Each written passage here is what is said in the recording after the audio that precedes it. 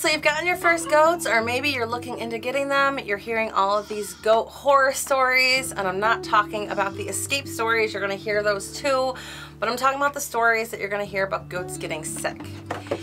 And this video isn't meant to scare you, even though it is really scary to think that you can lose your animals so quickly. Instead, this video is intended to educate you so that you don't have a bunch of your own horror goat health stories to tell. Welcome to my channel. My name is Jillian. This was Thunder, if you can see her, from Only Goats Farm, and on this channel we talk about raising goats and other homesteading things. So goats are my favorite animals. I spend a lot of time with them between care, playtime, milking, and giving them medicine. So you're gonna get a lot of goat content here. If you are also homesteading or raising goats, let's connect. Hit that subscribe button and that bell notification so you don't miss all of our cute little baby goat videos. The first thing I'm gonna tell you to stock in your medicine cabinet is the phone number to your local livestock vet.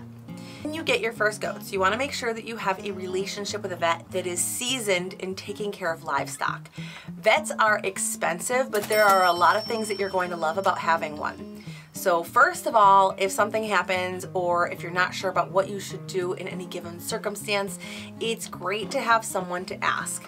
If you don't have a livestock vet, chances are you're going to have to take your goat to an animal hospital at some point in time, and that's going to cost you a ton of money.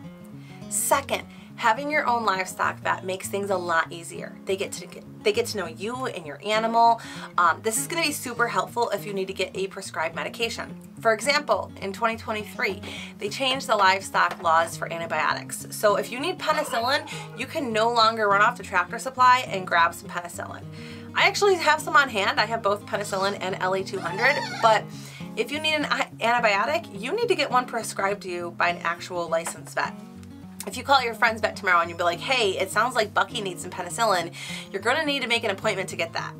However, if you work with the same vet each time you need something, they're much more likely to just send over the script. You're going to build up trust. They know you and your animals and your habits and your husbandry, and they might get comfortable just doing that for you. Again, this depends on the vet, the problem that they need to treat, how they want to treat it, how well they know you, and how comfortable they are doing that.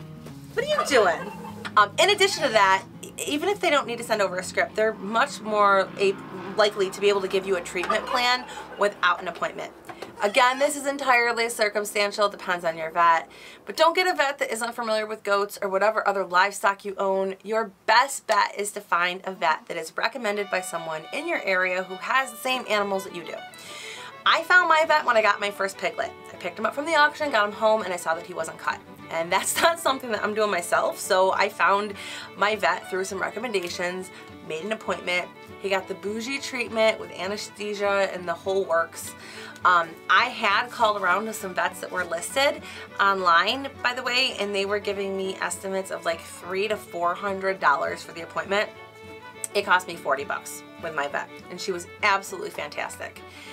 I know I'm probably going to get some comments about paying, I think, $40 for something that people usually just do in their backyard, but I'm not a breeder. This is my first pig, and there's no way I was doing that on my own. I watched videos, by the way, and thank you, YouTube, for scarring me for life. I knew I didn't have it in me to go ahead with doing that, and I wanted him comfortable. If you don't have friends with goats, go in Facebook groups. If you don't have Facebook groups, find a local goat rescue and ask who they use. With that being said, I am not a vet. None of this is medical advice. I told you, get a vet first. I mean it. Ask one. Use them. You know, that's what they're there for. But this video is just going to tell you what I do for my goats. It's the supplies that I have on hand, and it's not medical advice. Also, I didn't get all of this overnight. This racked up over the last few years, instance by instance, whenever I needed things. I now know what to get goats when they have certain problems. I do have some things that aren't available in stores, but I'm not going to touch on those. Everything that I say in this video is going to be something that you can go and buy as long as you're in the United States without a vet.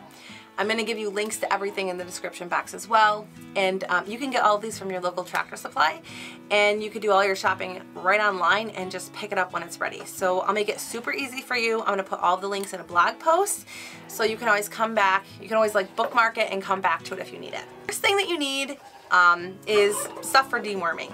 So I've mentioned this in other videos, but really familiarize yourself with FAMACHA. If you're not familiar with this, go ahead and watch this video where I talk about goat basics, and I'll go into more detail there. But to make it quick and simple here, your goats are very susceptible to the barber pole worm. They always have it, but if too many get in their system, they're gonna get anemic and you can lose them. You need to check their FAMACHA scoring system. It's gonna show like down there. That's how you do it, and it's going to tell you when you need to deworm them.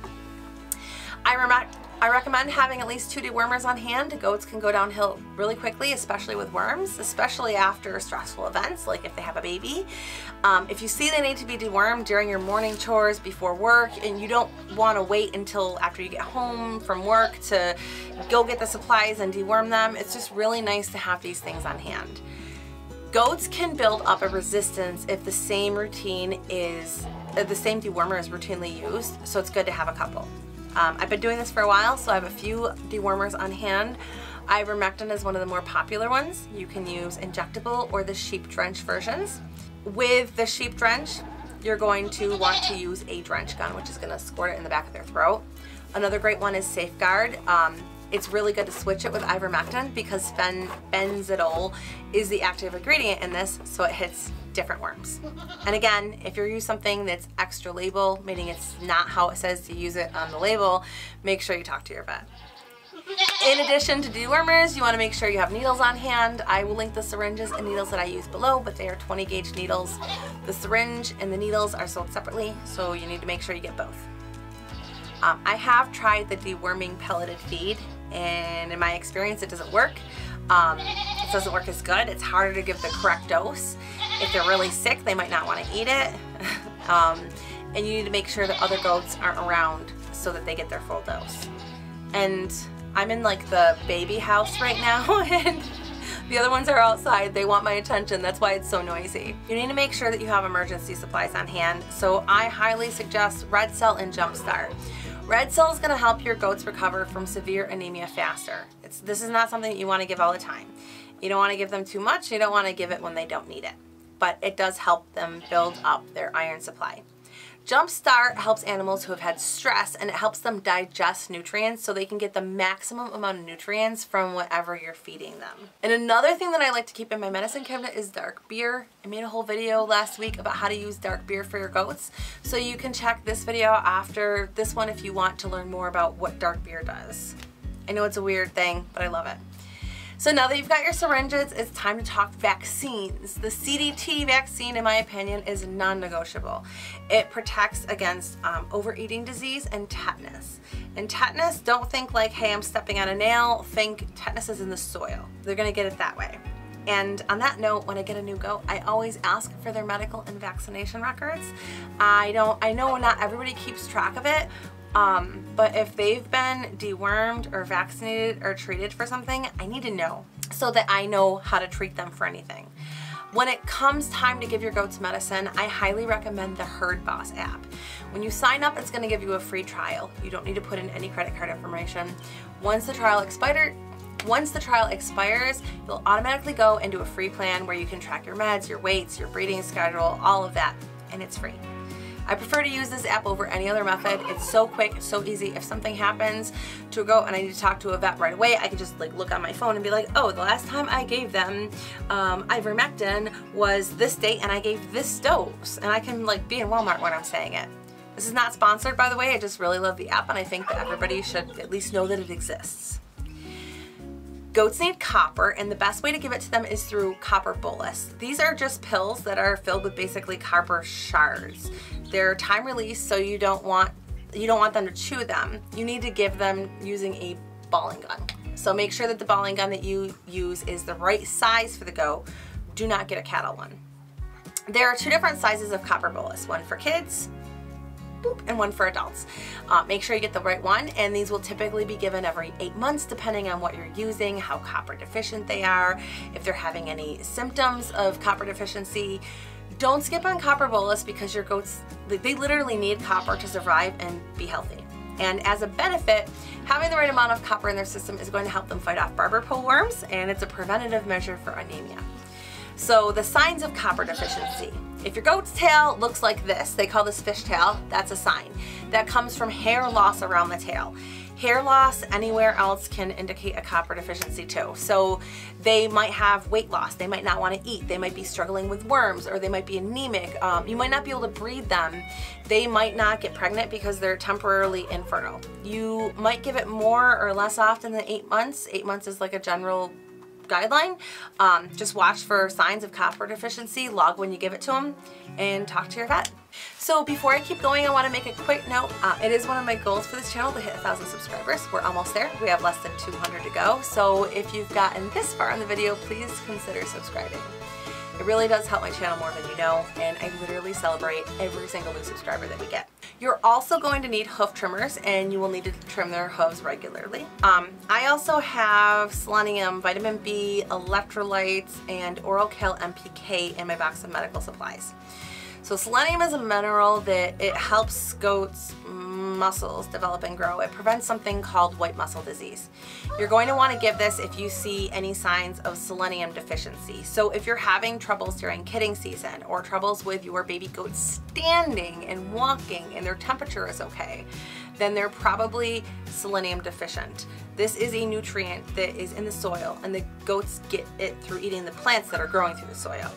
So if you live in somewhere like Wyoming, where there's a lot of shale and coal and rocks that are high in this mineral, your goats are getting a lot more selenium than my goats here in Western New York are getting.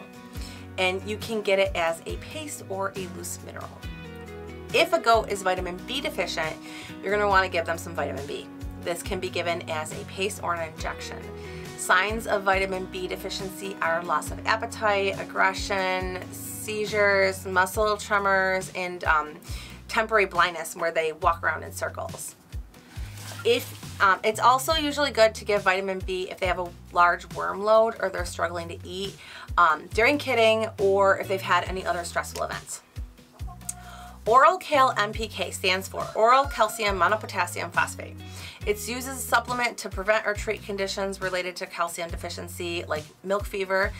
Milk fever or hypocalcemia is when they have low levels of calcium. So if you expect your goat to be a very high milk producer, if they've had problems with low calcium before, you might want to give them some oral Cal MPK before they kid. Or during any stressful events like transportation or illness, they may have an increased need for calcium. Electrolytes are also really great to have on hand. If a baby goat especially has any signs of diarrhea, they're showing any dehydration, giving electrolytes is going to help them improve quicker. It's going to get them rehydrated. These are especially helpful to have on hand for baby goats. Adult goats can get electrolytes too. If your goats get lice, don't freak out. That's super easy to fix with a little bit of lice powder, which works on other livestock as well. I use python dust. I wouldn't worry about adding python dust to your medicine cabinet until you need it. And if it happens, don't freak out. It's not a big deal. Obviously you need to treat them, but it's not life or death, and lice is not going to spread to you or to your other livestock. You're going to need to treat all your goats because they'll all have it, but it's pretty easy to treat. So let me know, did I miss anything that you think needs to go in your goat medicine cabinet? If so, let me know in the comments. I know this sounds like a lot. You don't need all this right now. Definitely make sure you get your Copper Bolus, your CDT, and dewormer in your medicine cabinet. If this video was helpful, please give it a thumbs up. This tells YouTube to show other goat people goat videos, so they can be helped by something, they can learn something. And if there's anything that I talked about that you want to know more about, drop me a comment. And YouTube's robots tell me that you might want to see this video next, so I will see you over there.